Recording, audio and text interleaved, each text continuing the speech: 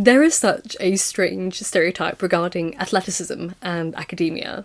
Because obviously we have student athletes who people unfairly regard as less academically minded because their placements at university often hinge on their athletic performance rather than their academic credentials. And then there are the nerdy students who are seen as being completely disinterested in any kind of exercise and tend to spend most of their days sitting down rather than moving.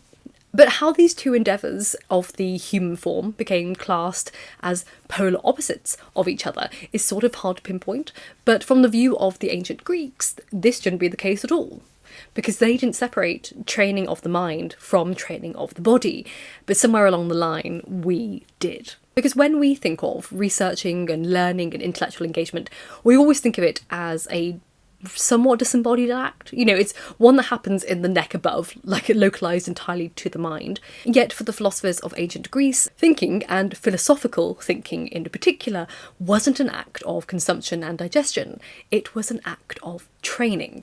So in the opening lines of Plato's Lysis, we learn that Socrates is making his way from the academy to the Lyceum. They're two sites that become known as Plato and Aristotle's schools of philosophy. However, at the time of the Lysis, these two places weren't schools, they were gymnasia, which were open-air parks that were dedicated to athletic training due to their proximity to water. So even though we now know academies to be places of institutional learning, the name derives from a gymnasium. Now the gymnasiums of ancient Greece were where young aristocratic men, who aspired to become the future leaders, engaged in both physical training and also socialising, and as such these grounds became fertile for political and educational purposes. Now philosophical discussions were brought to gymnasiums in order to effectively train what Plato would call beautiful souls, the civic ideal, because Plato believed that a beautiful soul was constructed from a person attaining both physical and intellectual magnificence. The beautiful athletic body formed in the gymnasium reflected the educational idea of galokagathia, which means being both beautiful and good, and that is a Greek thought that is found in as early as Homer. To attain athletic beauty, Socrates notes, requires one to have the virtue of self-control. So over the past few years, I've taken my fitness somewhat seriously, though the irony is that when my mental health is at its worst, so is my fitness. Yet I know exercise always benefits my mental health. It's a catch-22. But it's easy to see why Plato and others believed mind and body required consistent maintenance in order to flourish. Though weirdly, I never really put those two things together, especially regarding the role exercise plays in my academic growth, despite knowing the history of gymnasium as an intellectual hub. Though I will admit that over the past few years, working out my body has felt much easier than working out my poor brain, which has been struggling to read dense theory for hours, accumulate and organise a wealth of overwhelming information, revise chapters under time constraints, handle new ideas. It just can't. It's a lot, and my brain and my body have sort of been out of sync for a long time. I was sort of just going through the motions, and I have primarily lifted weights for the past 7 or so years, but honestly, I was really unhappy with the results. I've been getting stronger all the time, but I didn't like how my body looked or how it felt. It just didn't feel like it was very in tune with me and what I wanted. I just felt like I was doing exercise for the sake of working out, and there was no real personal sense of satisfaction. So I was actually really happy when I got back in touch with Trainwell. I'm really grateful for their support and also their desire to sponsor today's video. If you're not familiar, I worked with Trainwell for over a year in the past, but Trainwell is this ultimate one-on-one remote personal training service which provides real human accountability and expert personalisation, all in a convenient app. So, like I said, I've been weightlifting for years, but not really liking the results. Sure, I could squat and I could lift more than my body weight, but I didn't really like how it made my body look. And I was paired with Jill, who's my coach, and during our onboarding call, I talked about, everything, my past, what I don't like about my body, injuries, limitations, and she designed a personalised workout routine just for me. And when you sign up, you'll also get assigned a coach who'll do the same for you. And with her help, I've been working on more fun things like learning how to do pull-ups or strengthening my core. And with her regular check-ins, I can tell her what I struggled with that day, or what I loved, or what I want more of, or what I want less of. Trainwell is a really flexible and personal way to get back into exercise, either at the gym or at home.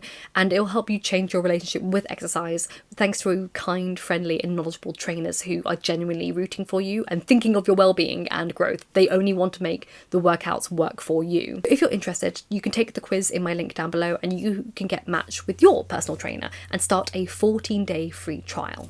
Now, what's really amusing, looking back at the ancient world, is that the ideas about dorks, to use a term, isn't that different from today? When we think about the stereotype nerd or academic person today, they're sort of known as the weedy, weak, bookish person, and then they contrast the frat boys or the professional athletes who are socially more popular and regarded higher by the general public. And that attitude was sort of present in ancient Greece. We sort of see it in Aristophanes' Clouds, which is a comedy, which will make sense in a second. And he presents the idea that philosophy is for the indulgent, low-born people. And he demonstrates this idea by discussing how these two areas, athleticism and philosophy, produce very different bodies. So, quote, "Yet certainly shall you spend your time in the gymnastic schools, sleek and blooming, not chattering in the marketplace rude jests like the youth of the present day, nor dragged into court for a petty suit, greedy and pettifogging, knavish. But you shall descend to the academy and run races beneath the sacred olives, along with some modest compeer, crowned with white reeds, redolent of yew and careless ease, of leaf-shedding white poplar, rejoicing in the season of spring, when the plane tree whispers to the elm. If you do these things, which I say, and apply your mind to these, you will ever have a stout chest, a clear complexion, broad shoulders, a little tongue, large hips, and little lewdness. But if you practice what the youths of the present day do, you will have in the first place a pallid complexion, small shoulders, a narrow chest, a large tongue, little hips, and great lewdness, a long cephism. And this deceiver, i.e. Socrates, will persuade you to consider everything that is base to be honourable, and what is honourable to be base. And in addition to this, he will fill you with the lewdness of Antimachus." So yes, you can tell it's a comedy, but if men ever needed to be persuaded to follow philosophy over exercise, you need not look further than here, in which he clearly states that working out gives you a beautiful body and a small penis, where philosophy gives you an ugly body, but with an oversized penis. So gentlemen, pick your fighter. Philosophy was often seen as an indulgence, which isn't that different from today. But when Plato rocked up on the scene, we see a movement in combining physical movement with wisdom.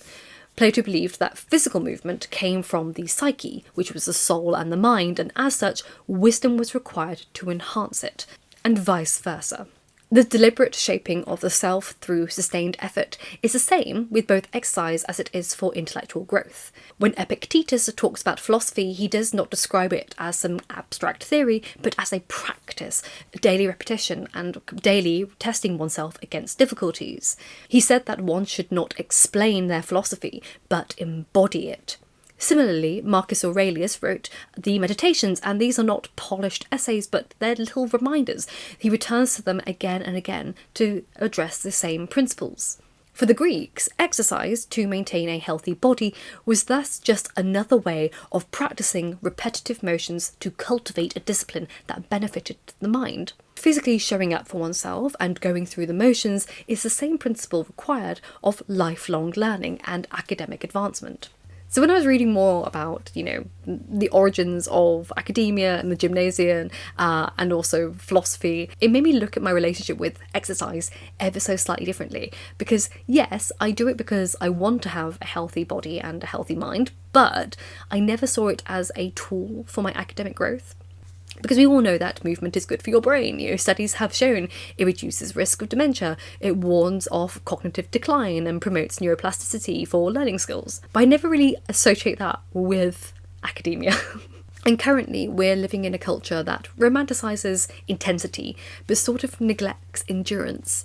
We binge productivity ideas, we romanticise studying for hours and hours and hours, like over 8 or 10 or 12 hours, and we sprint towards deadlines and try and push ourselves to complete monumental academic achievements within shorter timeframes just to say that we did and move on. And not only does that put a lot of heavy cognitive load on the brain, it sort of drains the enjoyment of life and appreciation for just going through the moment, the journey of it. But obviously it's really tiring, so I can see why some people would want to rush through it. Research requires sustained focus, the ability to remain and accept discomfort and frustration and confusion, tolerance of ambiguity and endurance in the face of intellectual setbacks, rejections, and all the things like failure. Like, heaven forbid we have to face failure.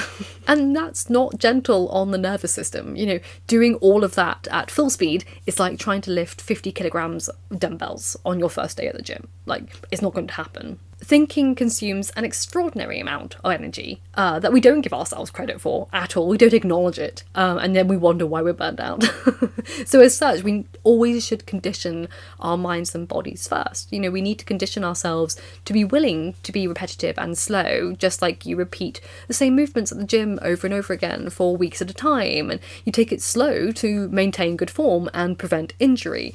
But we tend to rush through our work and then wonder why that hurts. And what's weird is I find myself far more forgiving and accepting of myself at the gym. I don't shame myself for not being able to do a pull-up. I focus on doing the little tiny movements, in order to learn how to do a pull-up, and I see that as progress. And I don't beat myself up or call myself lazy for not running as much as I did the week before. I just focus on completing the route or time that I set for myself at a pace that I'm comfortable with, because done is better than punishing yourself. But when it comes to academia, I am not nice.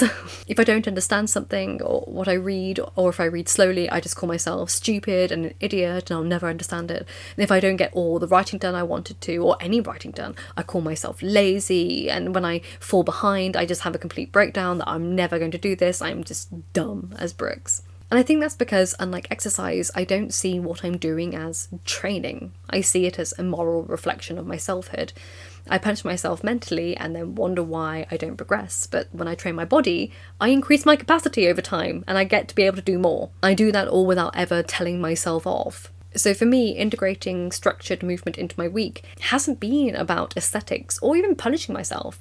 It's purely been about capacity, about supporting the organism that I have, and that organism that's able to sit and read books and think about arguments and difficult ideas for hours at a time. And as such, I've started embracing the idea of the ancient gymnasium, acknowledging that training my body is not separate from my scholarship. It sort of completely underwrites it.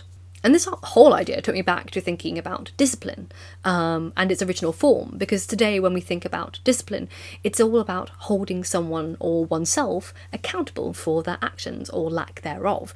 But this oftentimes becomes tinged with the discussion of ethics and morality. You discipline naughty children, or we shame ourselves for not having the discipline to work harder or eat healthier. But morality didn't have a place in the original concept of discipline, if we look at the word etymologically speaking, because the word discipline originates from the word Latin disciplina, which means instruction, teaching, learning, and knowledge, and also pupil, student, and follower, and that's all rooted in the word discere, to learn. And obviously we still use discipline in that sense, particularly in academia, when we talk about to each other, what discipline are you in? But for the vast majority of the time, our discussions of discipline are far removed from learning and knowledge and studentship. Along the way, self-discipline stopped meaning the education of the self and started meaning beating oneself into submission. But discipline in its fundamental form is about learning and being a pupil. So when we build a discipline, we learn new things. We learn about our limitations and what we're capable of, and what our values and priorities are, and what our philosophies are, what we ascribe to and what we practice in our daily lives. So realising that I should be treating my scholar self with the same meditativeness and compassion and diligence as I do my athletic self helps me see my body and selfhood as a whole organism worthy of building slowly and consistently. Because my body benefits my brain and vice versa, and in holding them both in equal regard, I feel as though my less than healthy relationship with academia can start to improve in my favour. But I hope you enjoyed today's video. It's more of a little wandering about work and exercise and things like that. I've been having a lot of feelings about it. Thank you so much to Trainwell for sponsoring today's video. I really appreciate it. It's really kind of you, and I love being back on the Trainwell programme. I'm having so much fun. I want to thank you all for watching. If you did like this video, please consider liking it and subscribing or sharing it. And thank you to my Patreons as always. I really appreciate you. We have Glass222, Holly is Autistic, Lacey Grindstaff, Joshua Heredia, Gil the Gilded Dragon, Lady of the Labyrinth, Ellen, Eric Taylor, Yvonne and Yvonne, Jenny Edivane, Marina, Wee Lauren, Nicholas Reed and Andy Bazil. Thank you ever so much as always, and I hope you are happy and healthy, and remember, books save lives, so keep reading.